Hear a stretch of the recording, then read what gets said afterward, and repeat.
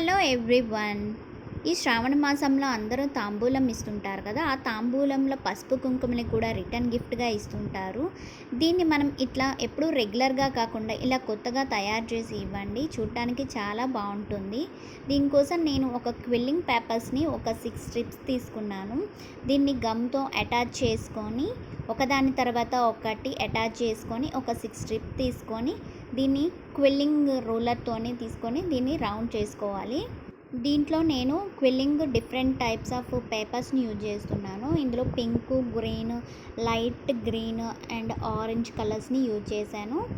ఎందుకంటే చూడడానికి చాలా బాగుంటుంది. ఇప్పుడు దీన్ని ఒక బుట్ట షేప్‌లో తీసుకోవాలి. ఆ బుట్ట షేప్ తీసుకున్న తర్వాత అందులో గమ్ వేసేసుకొని అంతా అప్లై చేసుకోవాలి. ఎందుకంటే అది ఊడిపోకుండా ఉంటుందన్నమాట పేపర్ అంతా. ఇలా 2 తయారు చేసేసుకోవాలి.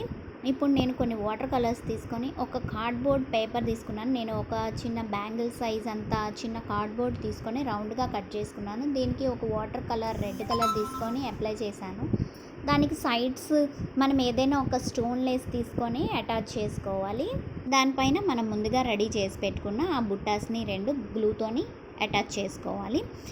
అది కొంచెం సేపు ఆరిపోయిన తర్వాత ఆ ప్లేట్కి మనము కొంచెం గోల్డ్ కలర్తోని కొంచెం డెకరేషన్ చేసుకోవాలి. చూడడానికి కూడా చాలా నీట్గా ఉంటుంది. నేను పెయింట్ బ్రష్ బ్యాక్ సైడ్తోని అట్లాగా డాట్స్ లాగా పెట్టుకుంటున్నాను. ఇప్పుడు మనం అందులో పసుపు, కుంకుమ వేసుకోవాలి. చూడండి ఎంత నీట్గా, చూడడానికి చాలా చాలా బాగుంది కదా. ఒక మినీ పసుపు కుంకుమ ప్లేట్ లాగా ఉంది కదా. ఇప్పుడు ఇది కింద పసుపు కుంకుమ పడిపోకుండా దానిపైన ఏదైనా ఒక ప్లాస్టిక్ కవర్స్ లాంటివి పెట్టుకొని గ్లూతోని అటాచ్ చేసుకోవాలి. అప్పుడు అది కింద పడిపోకుండా ఉంటుంది. కొంచెం సేపు అయ్యేసరికి ఆ గ్లూ మొత్తం ఆరిపోతుంది అనమాట. చూసారా, చూడ్డానికి ఎంత క్యూట్గా ఉన్నదో పసుపు కుంకుమ. ఈ విధంగా మీరు కూడా ట్రై చేసి మీ తాంబూలంలో పెట్టండి. ఈ వీడియో కనుక మీకు నచ్చినట్లయితే లైక్ చేయండి.